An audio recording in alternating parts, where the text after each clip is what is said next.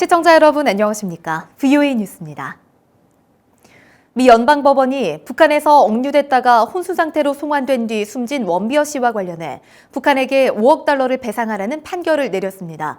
원비어에 대한 고문과 살해, 가족에 대한 상처 등 야만적인 북한 행위에 대한 책임을 물은 겁니다. 조은정 기자의 보도입니다. 워싱턴 DC 연방지방법원은 24일 북한이 오토 원비어 유족에게 5억 달러를 배상하라고 판결했습니다. 증거 청문 심리가 열린 지 5일 만에 나온 판결입니다. 사건을 담당한 베릴 하월 판사는 판결문에서 북한은 원비어에 대한 고문과 인질 잡기, 재판 후의 살인과 그의 부모에 입힌 상처에 책임이 있다고 밝혔습니다. 북한이 원비어를 구금했고 구금자들을 일상적으로 고문한다는 점을 원고 측이 설득력 있게 증거로 제시했으며 북한의 야만적인 행동이 원비어의 죽음을 야기하는 데 상당한 요인이었다는 압도적인 증거가 있다고도 밝혔습니다.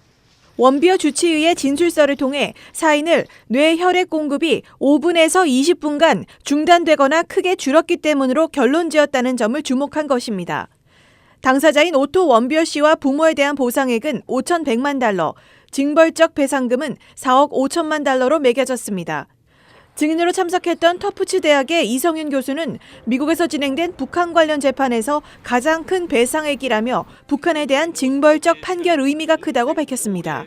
That's the way the plaintiffs, the Warmbier family, had it in mind to send a strong message to North Korea. Many were awarded a lot of money and punitive damages were awarded as well, but this is by far the highest amount.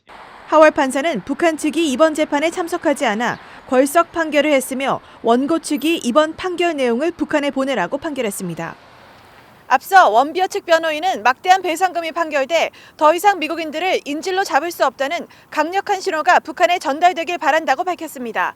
VOA 뉴스 조은정입니다. 북한이 최근 2달여 동안 전 세계 80여 개 기업을 사이버 해킹한 것으로 추정됐습니다. 공격 대상은 금융과 에너지 관련 기업들인데 북한 연계 조직 라자루스의 악성 코드와 상당히 유사한 것으로 분석됐습니다. 김칸희 기자입니다.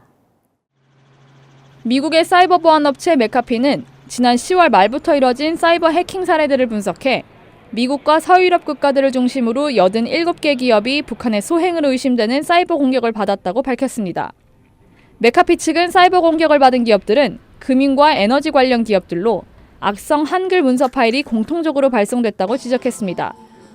보고서를 작성한 메카피의 라지 사마니 팀장은 해킹 수법이 북한과 연계된 것으로 알려진 해커 집단 라자루스와 거의 같다고 밝혔습니다. The tools and tactics and procedures were aligned with some of the tactics that we've seen from previous campaigns that were believed to be from this particular country. 사마니 팀장은 해당 기업들의 해킹 사례가 일찍 발견돼 금전적 피해가 발생하지 않았지만 북한의 해킹 기술이 갈수록 정교해지고 있다고 지적했습니다. You're actually seeing threat actors who are believed to be from nation states actually improving their ability and investing in offensive tools. 앞서 존 칼린 전 국무부 정보조사국장은 지난달 한 포럼에 참석해 사이버 해킹 수법이 발전하면서 북한의 목표는 외화벌이를 넘어 정치적 수단이 되고 있다고 지적했습니다. Activity that looks like it's designed or attempting to get inside critical infrastructure. That wouldn't be to make a buck. That would be for nation state or political purposes. 또 북한이 정교한 사이버 공격으로 정보를 수집해 인프라를 공격할 경우 치명적인 피해가 날 수 있다고 지적했습니다. VOA 뉴스 김칸입니다. 미북 정상회담 이후 첫 성탄절을 맞이했지만 북한의 종교 자유는 여전히 억압당하고 있다고 미국 기독교 인권단체가 밝혔습니다. 기독교 인권 유린을 감시하는 비정부단체 국제기독연대는 성탄절을 앞둔 24일 VOA를 통해 북한에선 함께 모여 기도만 해도 감옥에 끌려간다면서 이는 북한 정권이 기독교를 체제 위협으로 보기 때문이라고 밝혔습니다. 그러면서 북한이 아무리 핵을 가져도 국민의 인권을 존중하지 않으면 국제사회에서 영원히 존경받지 못할 것이라고 지적했습니다. 올해 북한의 중국 수출이 작년의 10분의 1 수준으로 급감한 것으로 나타났습니다. 23일 중국 해관총서에 따르면 올해 1월부터 지난달까지 북한의 대중 수출액은 1억 9,175만 달러로 지난해 같은 기간보다 88.6% 감소했습니다. 같은 기간 중국의 대북 수출도 20억 1천만 달러로 작년보다 33% 줄었습니다. 도널드 트럼프 대통령이 사임 의사를 밝힌 제임스 매티스 국방장관을 예정보다 2개월 앞서 해임하고 패트릭 셰너인 부장관을 장관 대행으로 지명했습니다. 트럼프 대통령은 23일 트위터를 통해 셰너인 부장관이 내년 1월 1일부터 국방장관 대행을 맡는다고 밝혔습니다.